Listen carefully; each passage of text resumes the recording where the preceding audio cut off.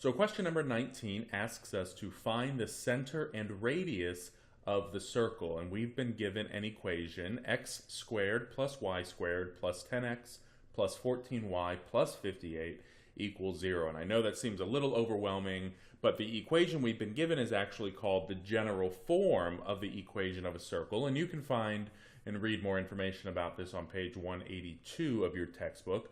But for now, just know that we're going to take this general form and we want to put it into center radius form, which we've already done some work with earlier in this practice test. And we want to put it in center radius form because we want to be able to easily identify the h and the k, so we know what our circle, center rather, of the circle is, and so that we can quickly identify what the r, or radius, of our circle is. And that's exactly what they want from us. They want us to find the center and radius. And so the first thing we're going to do is we're going to group the x's together, we're going to group the y's together, and we're going to move this constant from the left to the right. So let's do that now. If we group the x's together, we'll have x squared plus 10x plus, group the y's together, so y squared plus 14y equals, and if we subtract this 58 from both sides, well, it'll become a negative 58 here on the right, won't it? And so now that we have our x's grouped together, we have our y's grouped together, let's complete the square with the x's. Let's complete the square with the y's. And don't forget, whatever you add to the left-hand side of your equation, you have to also add to the right-hand side. And so what I like to do when I'm going from the general form of a circle to the center radius form is I like to one more time write the equation, adding blank lines here like we did earlier in the practice test review series when we were simply completing the square. And what this does is it just helps me to remember that whatever I add to one side, I have to also add to the other. Started to run out of room there, but we managed to get it in.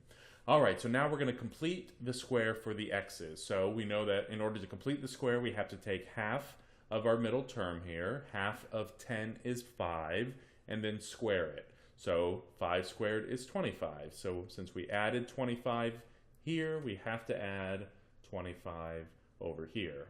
Similarly, let's complete the square with our y values here. We take half the middle term, half of 14 is 7, and 7 squared is 49. So because we added 49 here on the left, we have to add 49 on the right. And now that we've completed the squares with our x's, we've completed the squares with the y's, we can write these perfect square trinomials as a binomial squared. So to do that, we'll say x plus 5 squared plus y plus 7 squared equals, and now negative 58 plus 25 plus 49 gives us a positive 16, I believe.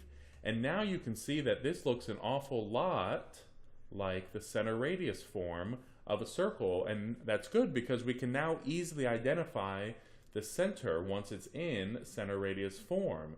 So the center of our circle, you'll recall, if you watched some of the earlier videos, we can quickly take our little shortcut method. We'll take the opposite of what we've been given here in the x's. So if we've been given a plus 5, we know we're going to have a minus 5. And here with y plus 7 quantity squared, we're going to take the opposite of a plus 7, which will be a minus 7. So there we have our center, negative 5 comma negative 7. And if we're looking for the radius, all we have to do is take the square root of this constant here, this 16. And what is the square root of 16? Well, that's just 4, isn't it?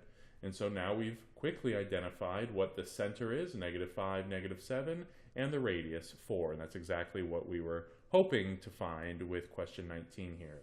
Let's take a look at number 20. We'll get some more practice with this type of problem. I will see you there.